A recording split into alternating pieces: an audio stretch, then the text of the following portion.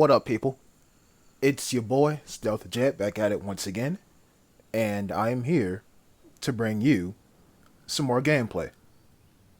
I did warn you all that there's going to be some more field cuts and replays, and I believe this is your second one in a row that you're seeing. And, deal with it. However, in this one, I believe I'm not going to be taking out a L86A1. Instead, I'll be taking out an LED's. Wow, I'll be taking out the steak sauce, aka the AUR A1. And we're gonna see how it performs at night. Yeah, I don't like this already. Good news is we spawn up here near the church. Nobody's to our behind us, and nobody's to our right, which is great. So all we gotta worry about is maybe somebody coming up from our left. That's the only thing I believe we gotta worry about. Nobody should be coming from straight in front of me, because there's no reason to.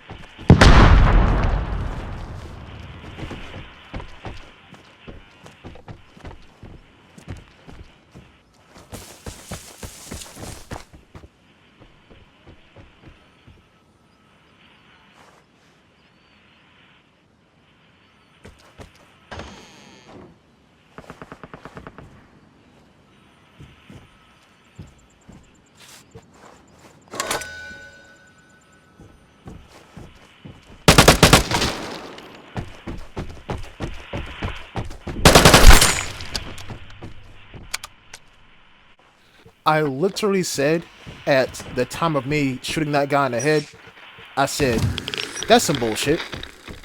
And I'm not gonna lie, if he uninstalled or reported me after that, I don't blame him. Because this just proves how weird this game's shooting mechanics are.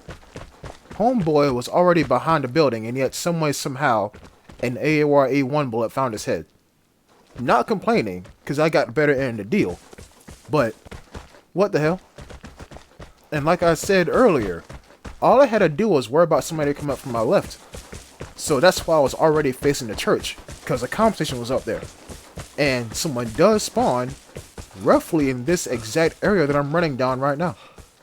So, I was kinda already prepared for him. But you can't be prepared for everything in the game. Prime example, getting spotted and then killed.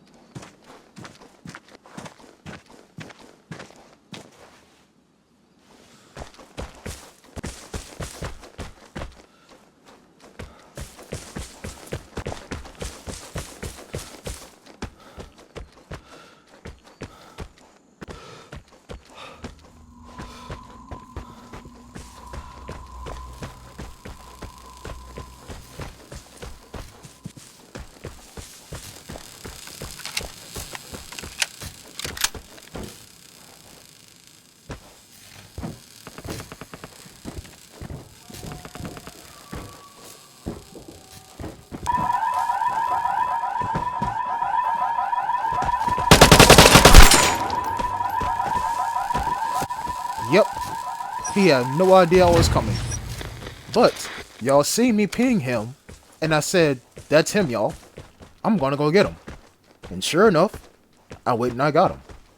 He didn't know that. He was just on top of the hill.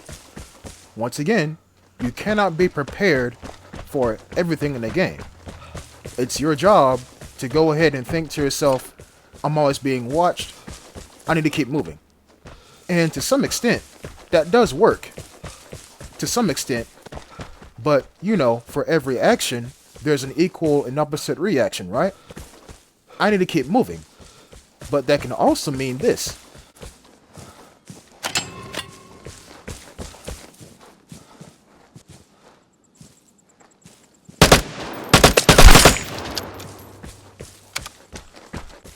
Let me tell y'all the moment I spotted that guy. If you were to rewind the video and don't look at my white LD5, but instead look at the pink patch of flowers to my left, that pink turned dark for a split second. And that is when I knew somebody was nearby. And of course it was him. So if you can't stay still and be safe, and you can't move and be safe, how do you be safe? Here's the realest truth, the realest fact I can ever give you. You will never be safe. You will never be safe. The only thing you can do is defend yourself, get your stuff, and attempt to leave out here alive. On every single map, encounter-wise, in this game. Shootouts, once again, you are definitely not safe. Because the whole point of shootouts is to shoot out. You know what I'm saying? Get points, kill people, headshots. Don't sit in corners, don't sit on roofs. That's my philosophy. So, 3 kills to my name, with an LD5 on my back. By the way, that is now my quote-unquote sniper rifle. I know it's an assault rifle, but for this purpose, it got a scope, and it got an iron sight. I can make it work. So notice I put decoy on the airdrop, right?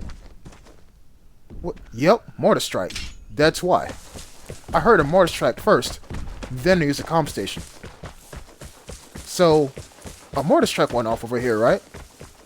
And I'm saying to myself, dog, you mean to tell me that I just killed somebody over here, and the guy that's over here who called in the mortar strike, or the guy who was getting hit by said mortar strike, didn't see me and or didn't shoot me? These guys are hostile bushes. They gotta be. So why do you think I'm crawling on my belly right now? I'm already prepared to get shot at by a bush. And you see I'm looking straight at that one and straight at the other ones. The spooky thing about mortar strikes is you gotta see where your mortars are going to drop at in order for you to call them in. What I'm saying is the guy who caught in that mortar strike could be anywhere. Anywhere.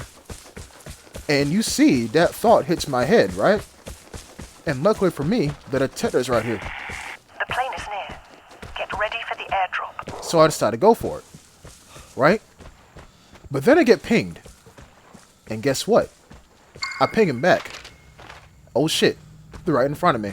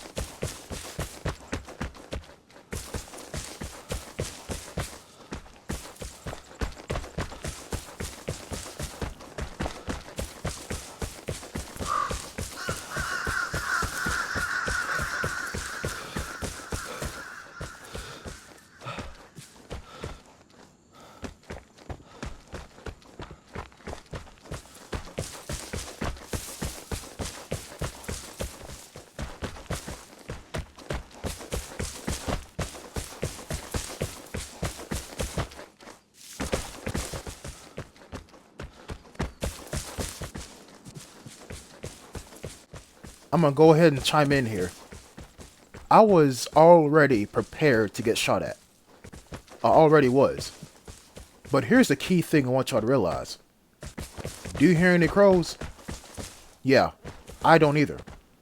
You see this dead body right here? Yeah, that's not a person, that's a corpse. Yeah, these two things put together should have told me instantaneously that I'm not in any real danger. I'm not in any real danger at all. But the nail in the coffin is this. I'm looking straight ahead, right? I see something yellow in the distance. Not yellow, orange in the distance. That's a transmitter. So let me tell you what happened. I got pinged, right? And since I had a port, and I don't like using ports, I went ahead and got rid of mine.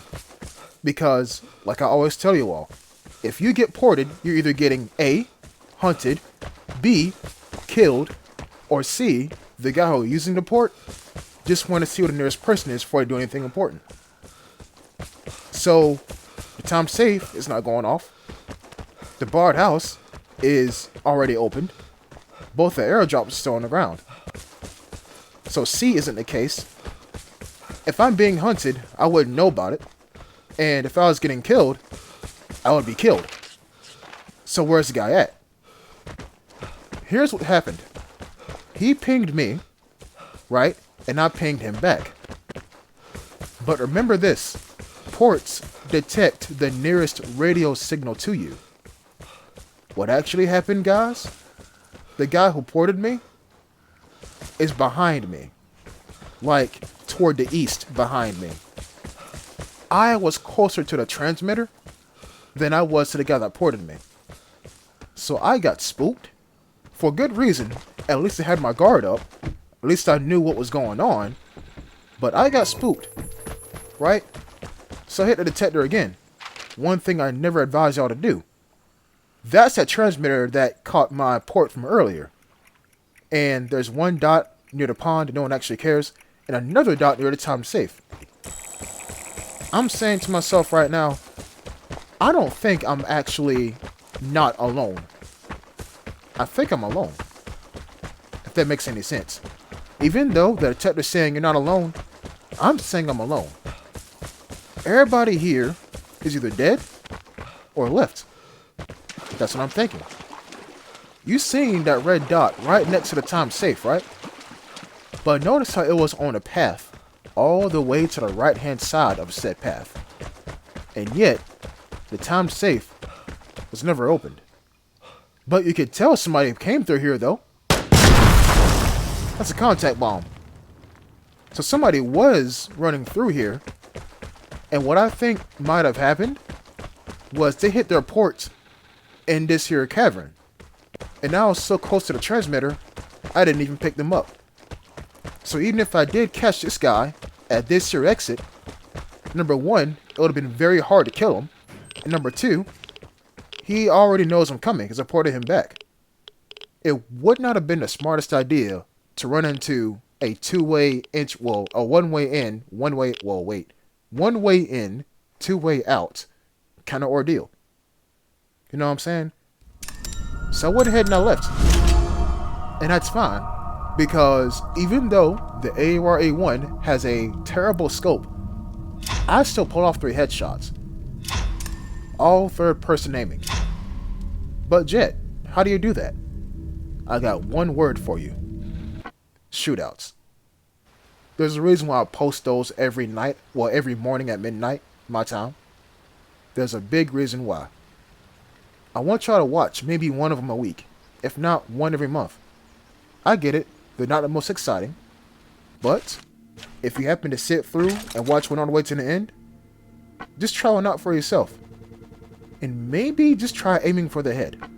You may miss, you may get killed, but that's the whole point of a shootout. I hope y'all have enjoyed this one, because that's it.